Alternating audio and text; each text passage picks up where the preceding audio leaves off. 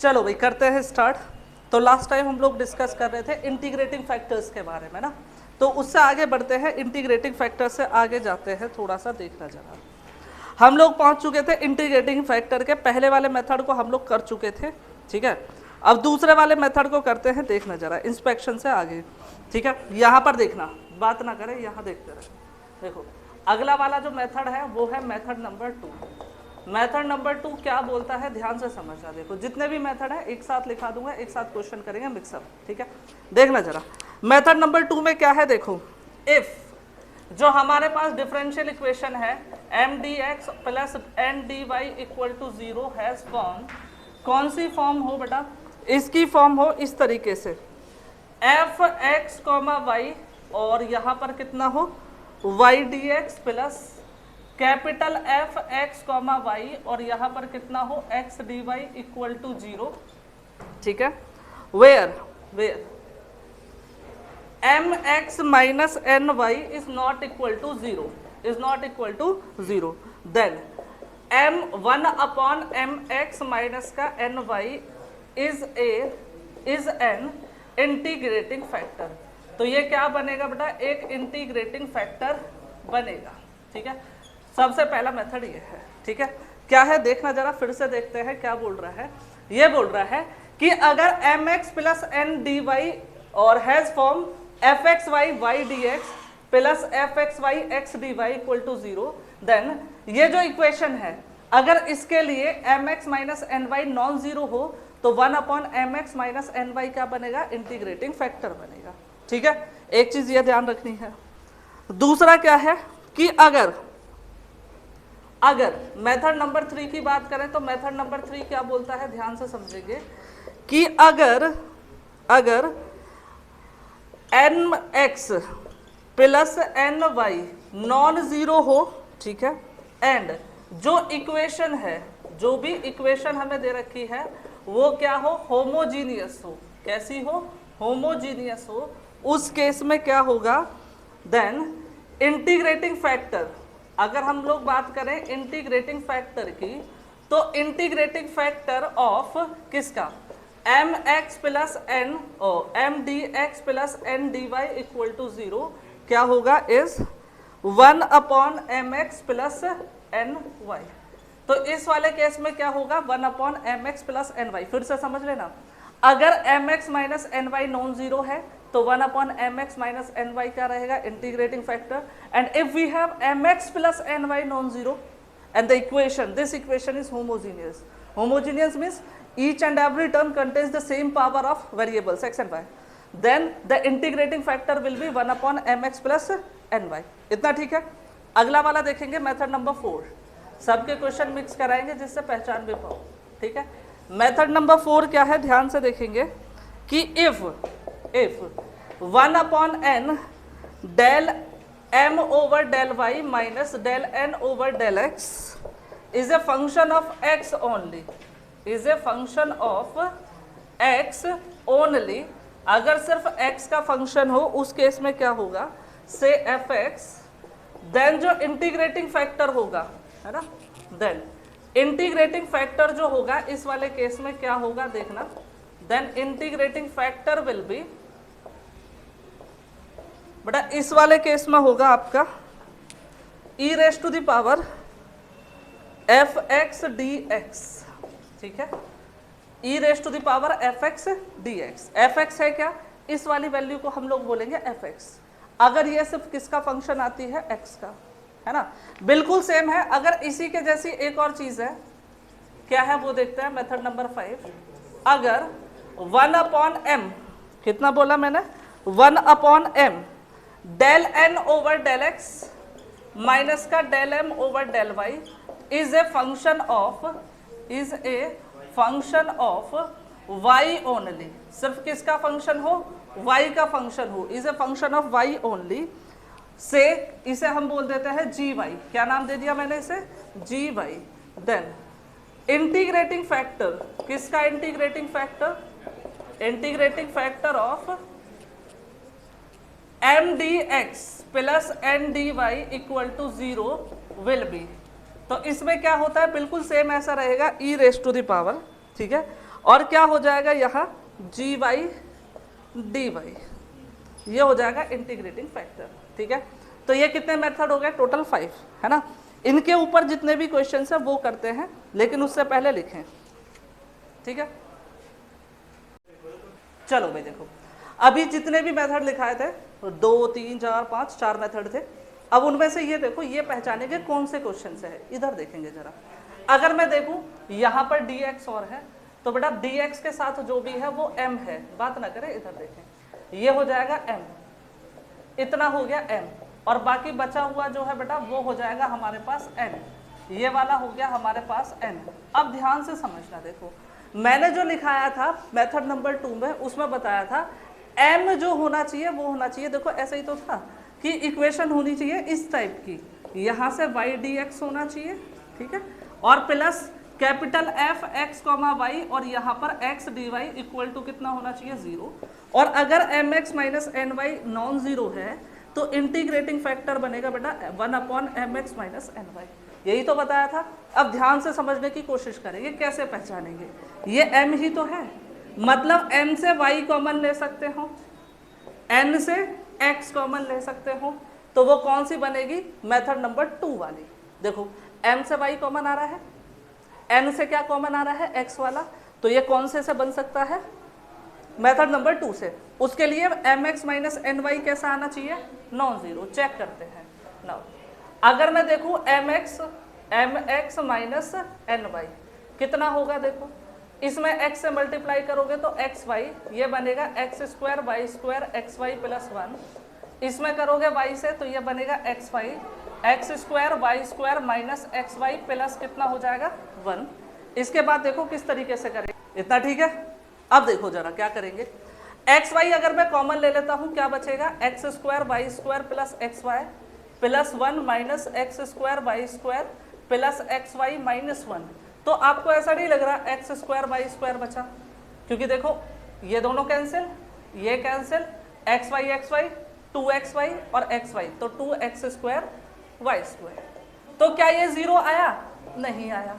Then integrating factor जो होगा, integrating factor कितना होगा, क्या बताए थे आपको, 1 कितना होना चाहिए, तो कितना हुआ 1/2x square y square. So this will be your integrating factor. चलो इंटीग्रेटिंग फैक्टर का क्या करते हैं, मैंने बताया था नॉन एग्जैक्ट डिफरेंशियल इक्वेशन की जब डेफिनेशन लिखाई थी कल, क्या बताया था, if we multiply the given differential equation by integrating factor then that non-exact differential equation is always converted to exact form। मतलब अगर नॉन एग्जैक्ट डिफरेंशियल इक्वेशन में इंटीग्रेटिंग फैक्टर से मल्टीप्लाई कर दें तो वो किस में कन्वर्ट हो जाती है, एग्जैक्ट में।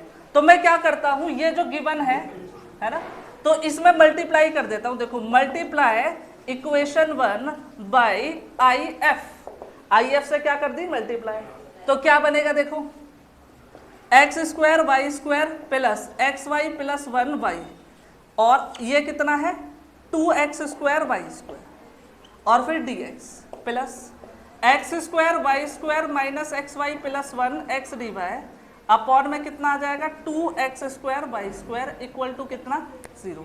अब देखो इसमें मैंने इंटीग्रेटिंग फैक्टर से मल्टीप्लाई कर दी, इसका मतलब ये कैसी बन गई अब एग्जैक्ट। एग्जैक्ट को कैसे सॉल्व करते हैं तुम लोग जानते हो, ठीक है, बट थोड़ा सा सिंप्लीफाई कर देता हूं, देखना 2 से मल्टीप्लाई कर दूं पूरे में, ये अपॉन ये कितना बचेगा 1, ये अपॉन ये कितना बचेगा 1/xy, ये अपॉन ये कितना बचेगा 1/x square y square, into में कितना है y dx, इतना ठीक है। यहाँ देखो 1/2 इधर ले गए तो ये बचेगा x square y square upon this 1, ठीक है, 2 0 में पहुंचा दिया मैंने, multiply by this equation by 2 0 में पहुंच गया, मतलब ये बचा minus 1/xy plus 1/x square y square, और ये कितना हो जाएगा x dy इक्वल टू कितना हो गया 0। यहाँ तक ठीक है, ठीक है। Then this equation is exact, ये इक्वेशन कैसी है, एग्जैक्ट है। चाहो तो सॉल्व करके दिखा भी सकते हो, कैसे, इसे मान लेंगे m1, अंदर मल्टीप्लाई करी तो y plus 1/x plus 1/x square y, इसे देखोगे तो इसे मान लेते हैं n1, तो ये हो जाएगा x minus 1/y plus 1/x y square, इतना ठीक है। अब देखो हम क्या करेंगे जी, ये वाले को मान लिया मैंने m1, इस वाले को मान लिया n1, अंदर मल्टीप्लाई कर दी y की भी, इधर मल्टीप्लाई कर दी x की, तब लिखा है। ठीक है, एग्जैक्ट के लिए क्या करते थे याद है ना, del m upon del y होता था, लेकिन हमारे पास m1 है, y के रेस्पेक्ट में करो, इसका कितना आएगा 1, तो 1, ये वाला 0, इसका आएगा -1 upon x square y square, del n1 over del x करो, इसका करो x के रेस्पेक्ट में 1 -1 upon y x square y square, क्या दोनों इक्वल आए, लिखेंगे therefore del m1 over del y equal to del n1 over del x, जिसका मतलब क्या हुआ, इक्वेशन इज एग्जैक्ट। एग्जैक्ट को कैसे सॉल्व करते हैं जानते हो, dx n dy, पर हमारे पास n1 है इक्वल टू c, यहाँ पर y को क्या रखना है, y को रखना है कांस्टेंट, यहाँ पर only those term that do not contain x, m1 रख दो भाई, m1 कितना है दिस वन, तो ये कितना है y plus 1 upon x plus 1 upon x square y और dx, यहाँ पर y क्या है कांस्टेंट है। अब हमें इससे सिर्फ वो टर्म लिखनी है जिसमें x ना हो, इसमें x है, इसमें भी x है, तो इन दोनों को तो लिखेंगे नहीं, किसको लिखेंगे फिर -1 अपॉन वाई, और फिर कितना हो जाएगा dy इक्वल टू कितना हो गया c, इसका इंटीग्रेशन बताओ कितना होगा एक्स वाई, इसका कितना log x, इसका कितना x और y सेम रहेगा, इसका कितना log y और इक्वल टू कितना हो गया c, so this will be your answer. ठीक है, इसे लिखे, फिर इसके बाद आगे बढ़ते हैं। चलो, तो बड़ा पहले क्वेश्चन से पहले एक टेस्ट और बता देता हूँ, आपका सेकंड टेस्ट है ऑन 15th ऑफ जून, और इस बार टॉपिक कौन कौन से होंगे, chapter number 4 and chapter number 1। Chapter number 1 किसका रहेगा, डिफ वाला है ना, डिफ वाले पोर्शन का पहला चैप्टर 12 एक्सरसाइज है, और ये वाला क्या रहेगा मैट्रिसेस वाले का चैप्टर नंबर 4। ठीक है, अब किसी के पास ये रीज़न नहीं है कि हमें ऑनलाइन वाली क्लास में पता नहीं चला था, ठीक है ना, टेस्ट कब है 15th जून को। ठीक है, आगे बढ़ते हैं, ये स्पेशल हर्षित के लिए है।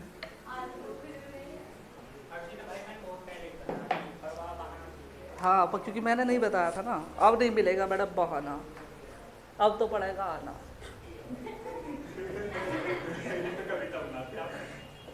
ये हो जाएगा बेटा sin xy plus cos xy और y dx प्लस, बड़ा सर का मजाक नहीं उड़ाना चाहिए, इससे पाप लगता है। ये हो जाएगा sin xy माइनस का cos xy और x dy इक्वल टू 0, और छोटे बच्चों को भी लग जाता है इससे पाप। इतना ठीक है, ये करना है।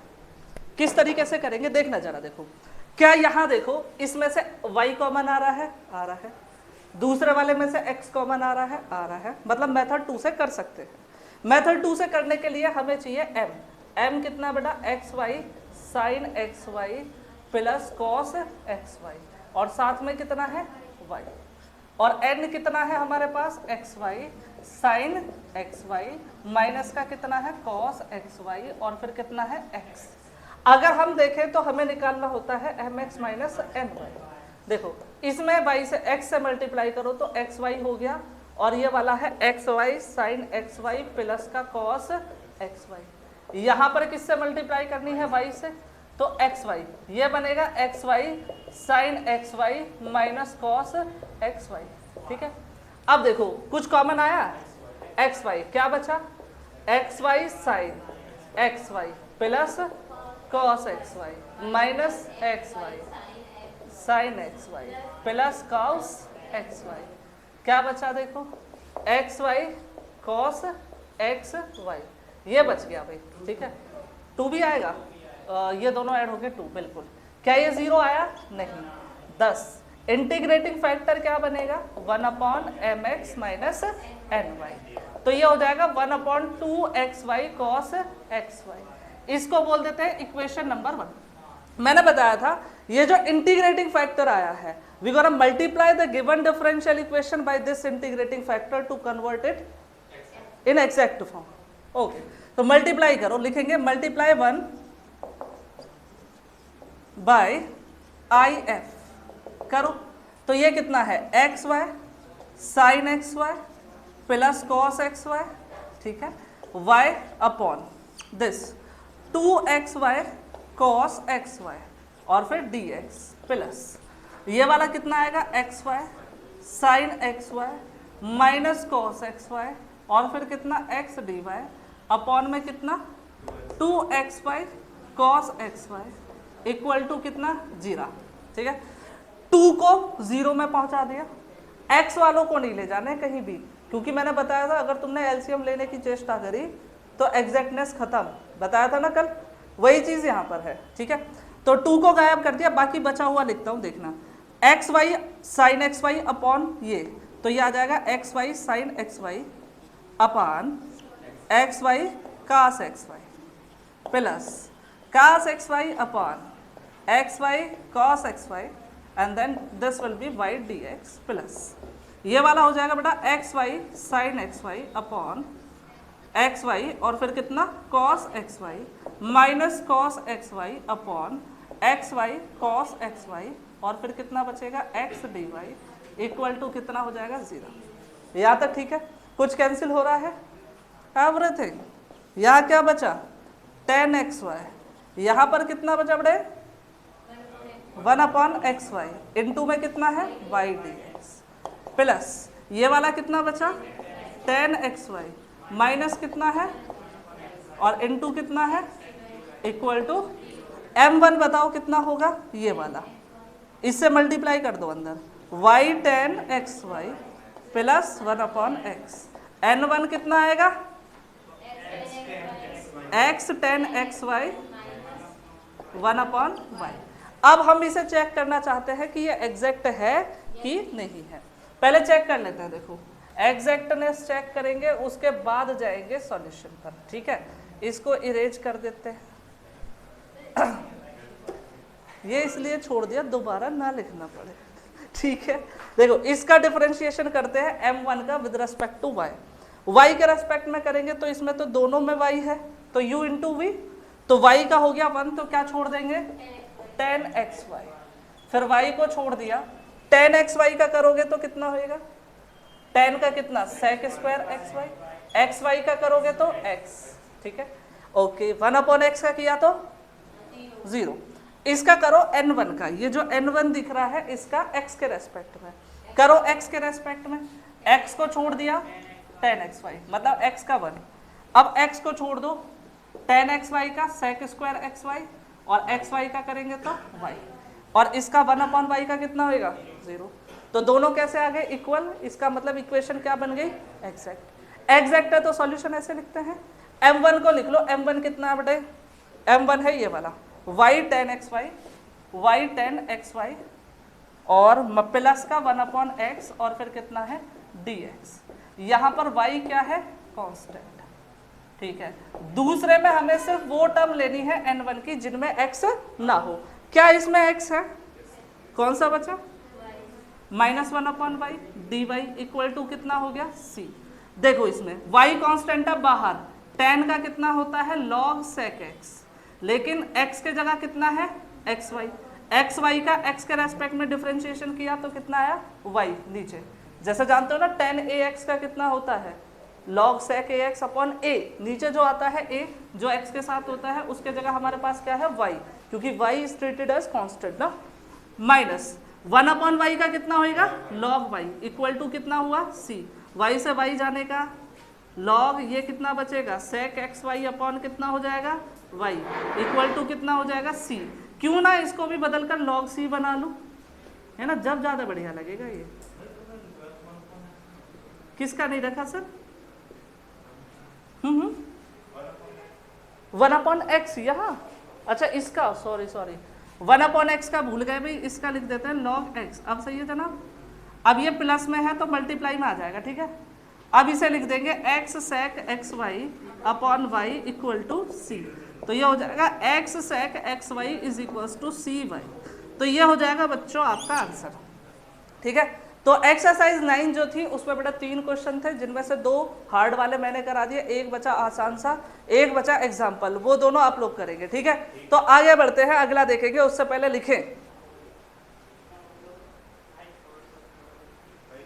चलो भाई बेटा करते हैं आगे। देखो ये है एक्सरसाइज 10, मेथड में पहले लिखा चुका था। एक बार मेथड नंबर 3 देखो, मैंने क्या बताया था कि अगर ये इस तरीके से कोई इक्वेशन दे रखी है n dy इक्वल टू 0, ठीक है, और m और n क्या है, m and n are homogeneous. कैसे है ये, होमोजीनियस है। और mx प्लस ny क्या है, नॉन जीरो है। mx प्लस ny कितना है, नॉन जीरो है। तो इस केस में इंटीग्रेटिंग फैक्टर होता है 1/mx plus ny। This is the integrating factor ना। तो देखो पहले चेक करेंगे m और n होमोजीनियस है कि नहीं है। m कितना है हमारे पास, x square y minus 2xy²। n कितना है, -x³ प्लस का 3x² वाई। देखो इसमें डिग्री कितनी है, 3, इसमें कितनी है, 3, इसकी कितनी है, इसकी भी कितनी है, सबकी डिग्री कितनी है। इसका मतलब ये होमोजीनियस है, m and n are homogeneous. अगर ये होमोजीनियस है तो अब ये वाली कंडीशन चेक करके देखो कि mx plus ny non zero है कि नहीं है।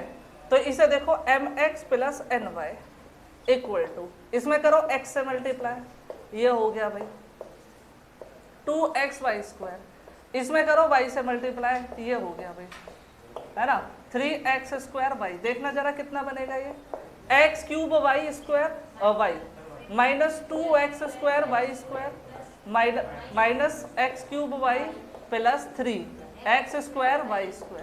तो तुम्हें ऐसा नहीं लग रहा है x² y² बचा सिर्फ, ये mx प्लस ny है, मुझे ये नॉन जीरो लग रहा है, तुम्हें भी लग रहा है। देयरफॉर इंटीग्रेटिंग फैक्टर कितना है बेटा, 1/mx प्लस ny। तो ये हो जाएगा 1/x² y²। This one is integrating factor. ये क्या हो गया, इंटीग्रेटिंग फैक्टर। उसके बाद जब हम लोग सॉल्यूशन लिखेंगे तो सॉल्यूशन के लिए क्या चाहिए, पहले जो given non exact differential equation है उसमें मल्टीप्लाई कर देंगे IF से। तो लिखेंगे मल्टीप्लाई 1 बाई IF, करो IF से मल्टीप्लाई, तो ये बनेगा x² y minus 2xy² upon x² y² dx minus x³ minus 3x² y upon x² y² और dy इक्वल टू 0। देखना जरा, क्या मैं इसे ऐसा लिख सकता हूँ, ये अपॉन ये minus 2xy² upon x² y² dx minus ये वाला x³ upon x² y² minus 3x² y upon x² y² and then dy equal to कितना, यहाँ तक ठीक है। अब समझना, देखो कैंसिल हो रहा है x², क्या बचा 1/y, ये वाला कितना बचा 2/x dx प्लस कर दिया, बड़ा नीचे 2x है ऊपर 1x है, बड़ा ये हो जाएगा प्लस 3/y और ये वाला बचेगा x/y स्क्वायर बचेगा बेटे। अबे यार क्या करवा रहे हो, ये सही है ना। अबे ये यहाँ लिख दिया, इसको यहाँ लिख दिया क्योंकि माइनस के अंदर मल्टीप्लाई कर दी, ये हो जाएगा dy इक्वल टू 0। ये तो गलत करवानी आती है, इतना ठीक है।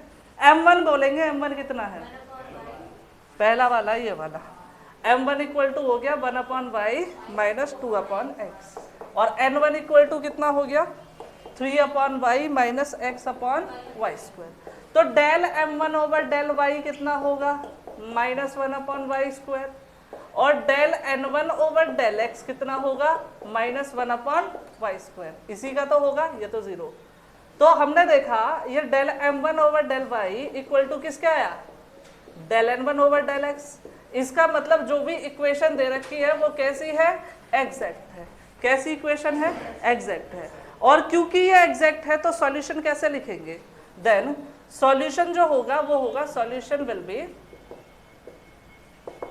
m1 dx plus n1 dy equal to c।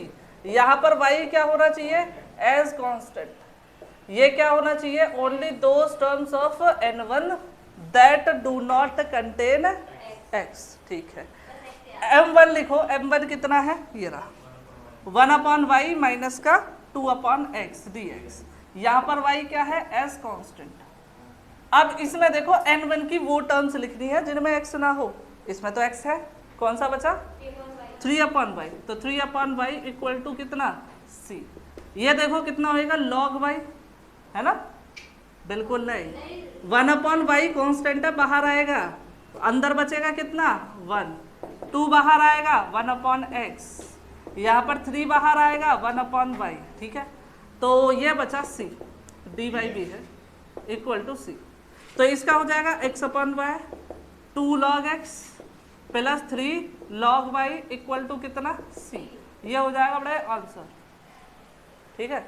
ये हो गया खत्म, इसे लिखे, इसके बाद आगे बढ़ते हैं। चलो बड़े आगे बढ़ते हैं, देखेंगे क्वेश्चन नंबर 3, ठीक है। देखो क्या ये डिफरेंशियल इक्वेशन जो गिवन है वो होमोजीनियस है, नहीं है, तो इसमें जो मेथड अभी हमने देखा वो तो नहीं लग सकता, ठीक है, मतलब method number 3 fail. Method number 2 लगा सकते हैं क्या, उसमें क्या था, पहले वाले से y कॉमन आना चाहिए, क्या y कॉमन आ रहा है, अरे आ रहा है, इसमें से x कॉमन आ रहा है, आ रहा है, तो ये पहले वाले से हो सकता है, ठीक है ना, समझ गए ना। चलो लेकिन हम इसे करेंगे, हाँ कर सकते हैं मेथड 2 से भी, लेकिन हम इसे करेंगे मेथड नंबर 3, 4 या 5 से, ठीक है। तो उसमें क्या था, देखो मैंने बताया था 4 या 5 में कि अगर 1/n, क्या बताया था, अगर 1/n del m over del y minus del n over del x क्या आता है, fx आता है, मतलब x का अकेला फंक्शन आता है, तो इस वाले केस में इंटीग्रेटिंग फैक्टर जो बनता है e की पावर fx dx बनता है। दूसरी चीज क्या बताई थी, अगर 1/m del n over del y minus del m over del n over del x minus del m over del y, अगर ये सिर्फ y का फंक्शन आता है तो इस वाले केस में बताया था इंटीग्रेटिंग फैक्टर बनता बड़े e की पावर gy dy, ऐसे ही बोला था ना। अब इनमें से देखते हैं हम कंडीशन बनेगी कौन सी, ठीक है। तो m बताओ, m कितना है 3x² y की power 4 plus 2xy, n equal to कितना है, यहां तक ठीक, del m over del y करके देखो कितना आएगा, यह आएगा 12x² y³ प्लस 2x, ठीक है। Del n over del x करके देखो कितना आएगा 6x² y³ माइनस 2x। अब ये वाला निकाल के देखो, del m over del y minus del n over del x, minus करो, ये वाला है 12x² y³ plus 2x minus 6x² y³ और ये वाला कितना हो जाएगा बेटा प्लस का 2x। तो ऐसा नहीं लग रहा, ये तो 6x² y³ प्लस 4x हो गया, है ना, यहाँ तक ठीक है। चलो अच्छा एक बात बताओ, ध्यान से देखना, मुझे इसमें किससे डिवाइड करना है बेटा, m से या n से। अब देखो n हमारे पास ये है, अगर इसको और इसको डिवाइड करोगे तो अकेला क्या बचना चाहिए था, x, देखो अकेला x बचेगा क्या, नहीं समझ आ रहा, ये वाला देखो 6x² y³ प्लस का 4x, मतलब ये वाला जो है इसमें किससे डिवाइड करना है, n से, n कितना है ये ना 2x³ y³ माइनस x², क्या अकेला x बच रहा है ना, इसमें तो y भी बच रहा है, तो इसका मतलब ये वाला केस तो बनेगा नहीं। अब ये नहीं रहा भाई, y नहीं रहा है, बच रहा है ना y भी, तो इसका मतलब ये वाला केस तो नहीं है, कौन सा ट्राई करना चाहिए, ये वाला। अब इसके लिए क्या होना चाहिए था, del n over del x minus del m over del y, इसे बनाने के लिए माइनस कॉमन ले लो, तो ये बनेगा del n over del x minus का del m over del y। ये वाला देखो क्या बनेगा, ये वाला यहाँ से 2 कॉमन ले लो आप, तो बचेगा x² y³ प्लस का कितना 2x, इतना ठीक।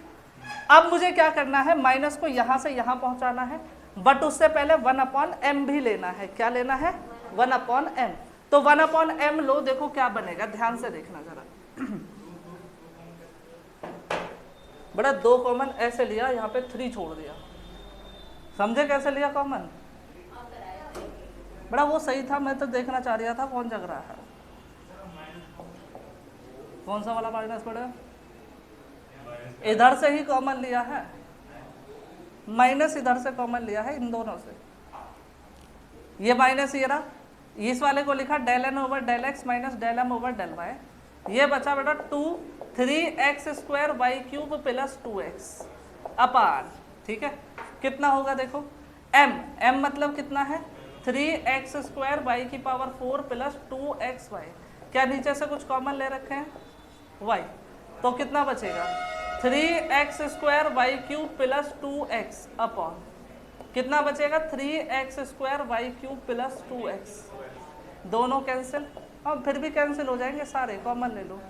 अब ये चल रहा है -1/m del n over del x minus का del m over del y, ठीक है, माइनस को इधर ले आओ तो ये माइनस यहाँ आ जाएगा, ये बचेगा del n over del x minus का del m over del y, और यहाँ बचेगा 1/m। ये सिर्फ किसका फंक्शन आया y का, इसीलिए मैंने इसे क्या बोला gy, तो gy इक्वल टू कितना हो गया बेटा हमारे पास -2/y, कितना होगा बेटा -2/y।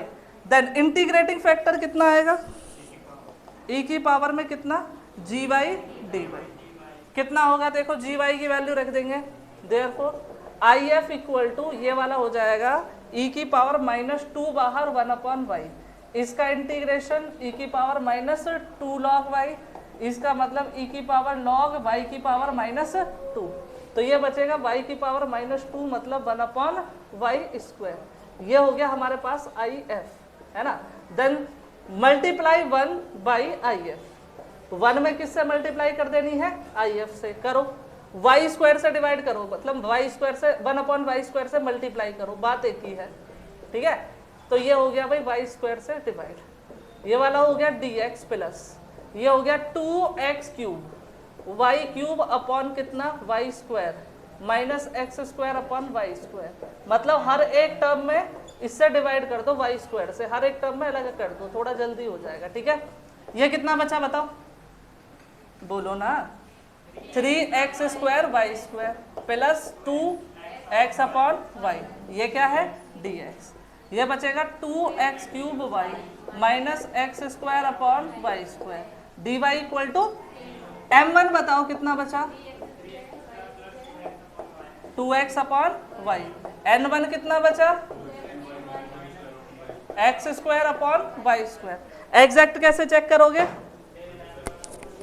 Del m1 over del y के रेस्पेक्ट में करो 6x² y minus 2x upon del n1 over del x, कितना आया 6x² y minus 2x upon y², क्या है दोनों टर्म्स इक्वल है, बिल्कुल इक्वल है, लिखेंगे del m1 over del y equal to del n1 over del x are equal, इसका मतलब जो भी इक्वेशन थी वो कैसी है एग्जैक्ट है, इक्वेशन कैसी है एग्जैक्ट है। अगर एग्जैक्ट है तो सॉल्यूशन कैसे करेंगे,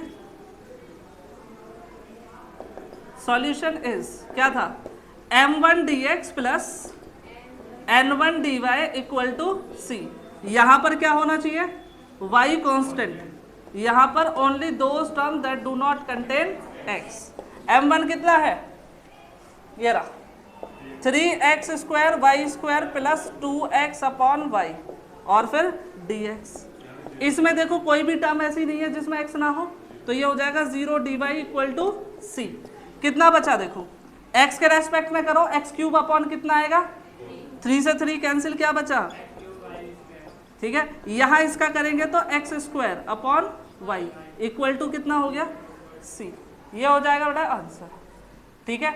अब इसमें दो क्वेश्चन छोड़े हैं, क्वेश्चन नंबर 2 और 4, दोज आर होमवर्क, कर सकते हो, ना हो तो पूछ लेना, कल करेंगे इसका लास्ट वाली एक्सरसाइज, है ना। ये कौन सी थी 10 थी 11 थी, 11 और 12 कल खत्म हो जाएंगे, ठीक है, मिलते हैं कल, सी यू एवरीवन।